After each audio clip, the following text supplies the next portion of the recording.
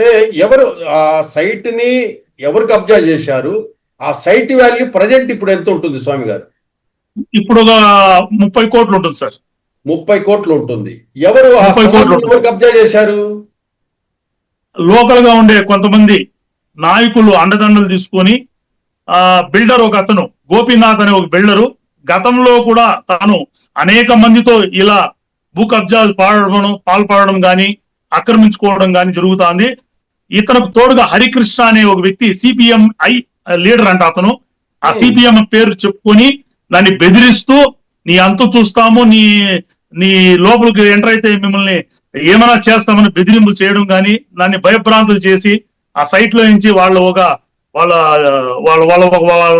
ఒక సభ్యులు జనాలతో నన్ను రౌడీ మూకలుగా వచ్చి నన్ను బెదిరించడం జరిగింది. నేను పోలీస్ కంప్లైంట్ ఇచ్చాను. పోలీస్ గాని పోలీస్ శాఖ వ్యవస్థ రెవెన్యూ శాఖగా వాళ్ళు ప్రభుత్వం ఏ విధంగా వాళ్ళకి ఒక రకంగా మద్దతు పలుకుతా ఉన్నట్టుంది. నా పక్క డాక్యుమెంట్ ఉంది, రిజిస్టర్డ్ డాక్యుమెంట్ ఆల్రెడీ. అది ఒక సైట్ ఒక పక్క కోర్టులో ఉంటే కూడా కోర్టులో ఉండే జాగాని వీళ్ళు వచ్చి ఎలా కబ్జా చేసి. మీరు ఏ పోలీస్ స్టేషన్ లో కంప్లైంట్ చేశారు? Sir Alipiri police station sir. Alipiri police station లో కంప్లైంట్ చేశారు. పోలీసులు ఏమన్నారు?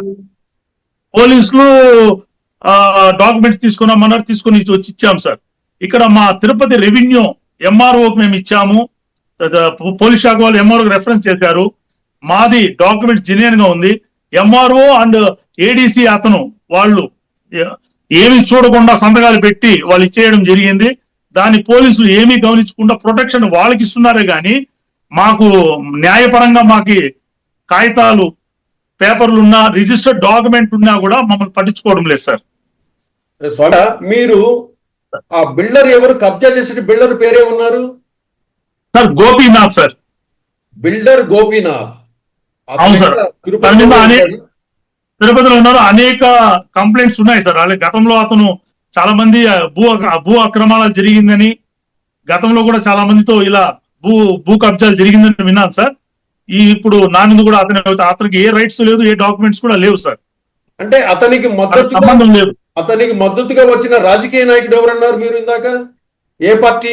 రాజకీయ వ్యక్తులు సిపిఎంఐ పార్టీ అనేసి అతను నన్ను బెదిరిస్తున్నాడు సార్. ఏ పేరు? హరికృష్ణ అంట. హరికృష్ణ సార్. హరికృష్ణ. అవును సార్.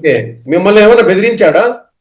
బెదిరించాడు సార్. ఫోన్ లో బెదిరించాడు. సైట్ లోకి వస్తే నీ అంతు చూస్తాం, మీరు ఎలా వస్తారు, మీది మాది అంటే అన్న డాక్యుమెంట్స్ ఉంటే రండి, న్యాయపరంగా నాకు లేకపోతే నేను వెళ్ళిపోతా, మీదుంటే మీరు తెచ్చుకోండి అన్నాను. కానీ వాళ్ళు దౌర్జన్యంగా దిగారు సార్.